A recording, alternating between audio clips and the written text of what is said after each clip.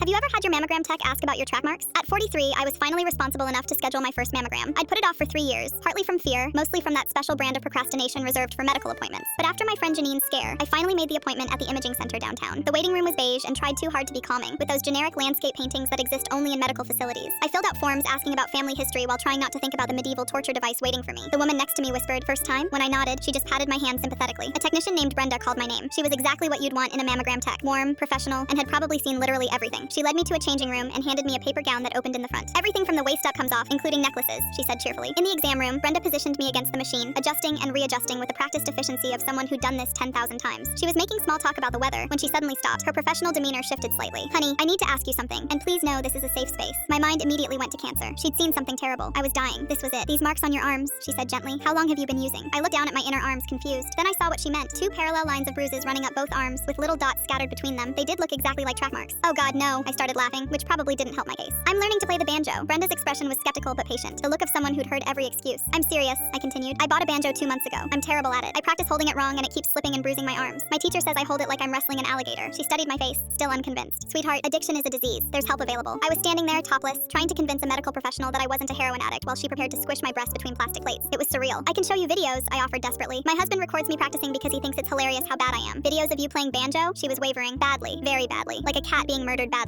She finally cracked a smile. "My nephew plays banjo. Show me how you hold it." So there I was, half naked in a mammogram room, miming banjo positions while Brenda critiqued my form. "You're holding it too tight and too low," she diagnosed. "That's why you're bruising. You need to relax your arms and raise the neck higher." We spent the next 10 minutes with her teaching me proper banjo positioning using the mammogram machine's arm as a pretend banjo neck. She even pulled up YouTube videos on her phone of proper bluegrass holding techniques. By the time we actually got to the mammogram, we were both laughing. "I've been doing this for 15 years, she said, as she positioned me for the first compression. "I've seen actual track marks plenty of times. Yours did look suspicious, though." "My husband is going to die when I tell him this story," I said, wincing as the plates compressed. "Tell him you need a better teacher," she replied. "My nephew teaches. I can give you his number." The mammogram itself was uncomfortable, but not the nightmare I'd built up in my head. Brenda kept me distracted by telling me about other misunderstandings she'd witnessed, like the woman whose temporary tattoos looked like a rare skin disease, and the lady whose passionate hickeys were mistaken for domestic abuse. As I was getting dressed, Brenda knocked and handed me a piece of paper. "My nephew's info," she said, "and honey, maybe try guitar instead." I kept taking banjo lessons, but I bought arm guards used by archers. My teacher thought I was insane until I explained why. Now it's become a running joke in our bluegrass group. They call me Track Mark Tammy, even though my name is Jennifer. 6 months later, I ran into Brenda at the farmer's market. She recognized me immediately. "How's the banjo?" she asked. I proudly showed her my arms, bruise-free. "Got the hold down, but I still sound like a dying cat." "Progress," she laughed. My mammogram came back clear, by the way, but I'll never forget having to convince a medical professional that my suspicious bruising was from aggressive bluegrass practice, not intravenous drug use. The forms should really have a checkbox for unusual hobbies that cause concerning marks.